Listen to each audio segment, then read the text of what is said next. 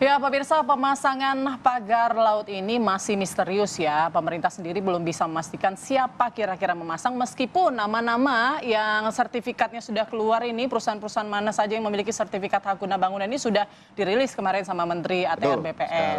Nah, kira-kira kok bisa gitu ya pemerintah kemudian mengeluarkan sertifikat tapi tidak mengetahui siapa yang memasang, kemudian juga ada aturan ataupun putusan MK yang sebetulnya area laut itu tidak boleh dimiliki ataupun memiliki hak guna bangunan pun tidak boleh, apalagi ada sebagian bidang ini sudah SHM bahkan gitu ya. Rumah Philip aja belum SHM ya informasinya. Masih hak guna berarti ya.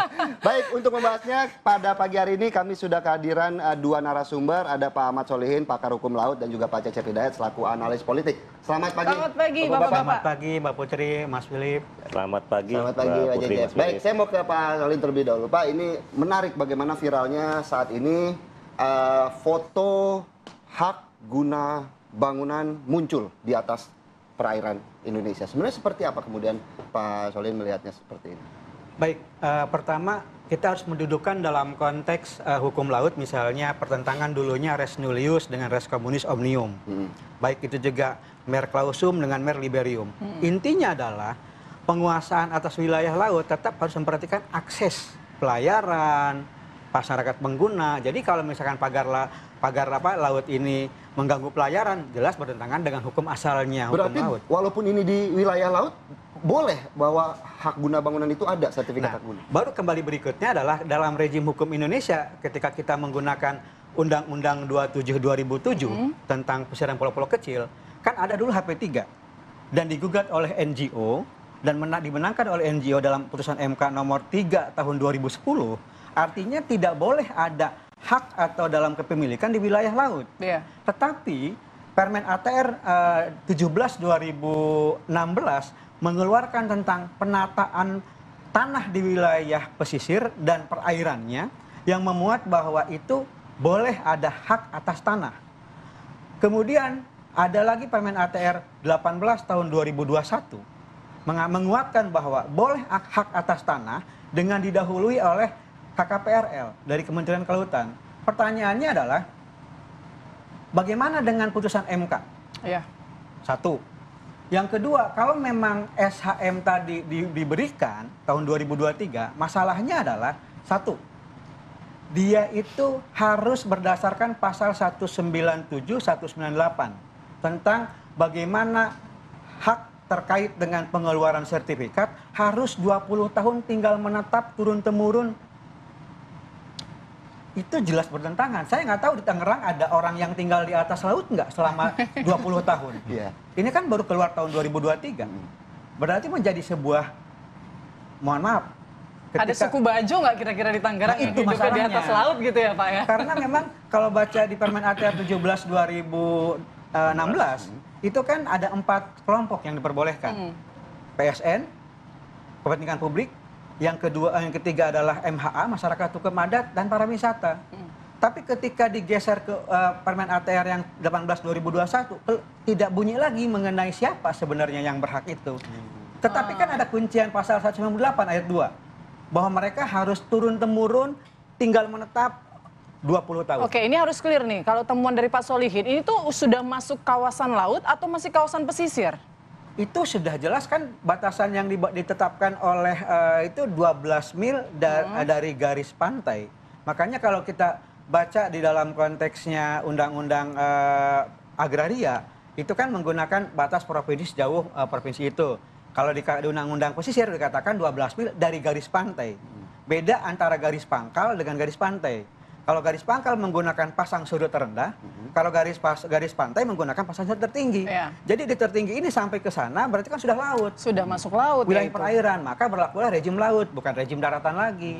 Oke, ini kan sebenarnya sertifikat HGB yang terbit ini, jadi kayak seolah-olah menunjukkan pemerintah menganggap kawasan ini itu kawasan yang mirip dengan HGB tanah gitu ya, kalau kita lihat ya. Kalau Pak Cecep sendiri melihatnya bagaimana?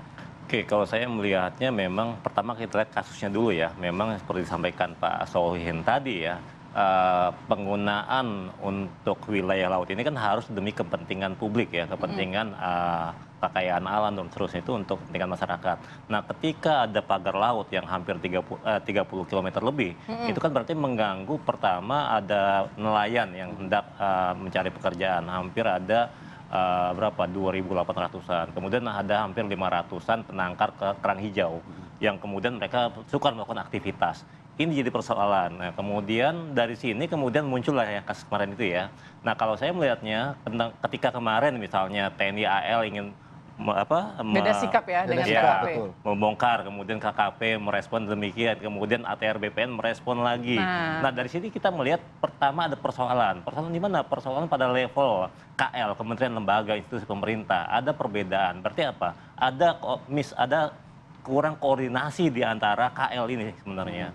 Dan ini kenapa yang terjadi kayak tadi dari peristiwa tahun 2010, 2016, 2021 sampai kemudian ketahuan ada SHGB bahkan SHM ini kan jadi persoalan. Nah, ada persoalan di antara lembaga-lembaga ini yang bisa jadi ada dugaan, ya boleh dong punya kecurigaan terjadi penyalahgunaan wewenang.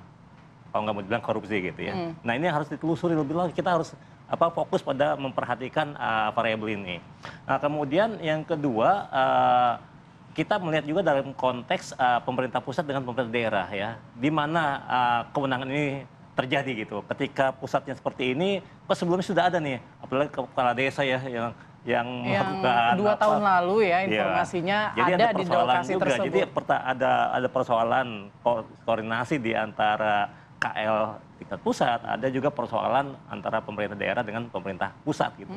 Nah, baiknya memang kemarin ya Presiden Prabowo sudah merespon demikian cepat sebenarnya ya. Tapi kenapa nunggu arahan presiden baru pembongkaran gitu loh?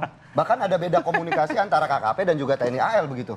Ya, kalau begini, kalau kita melihat dari aspek politik, kita kan bicara power interplay, relasi kuasa sebenarnya dari aktor-aktor yang berseliweran di wilayah katakan pik 2 sepanjang garis pantai ini sebenarnya. Jadi kita dari sini sebenarnya mengkonfirmasi ada aktor yang lebih dari satu sebenarnya ya. Ada beberapa aktor yang bermain. Bisa aktor dari masyarakat setempat, kemudian aktor dari pemerintah, baik daerah maupun pusat, kemudian ada dan dengan aktor yang berbeda-beda tentu saja dari KL yang berbeda-beda, kemudian aktor pengusaha ya. Dan ini semua berinteraksi kan.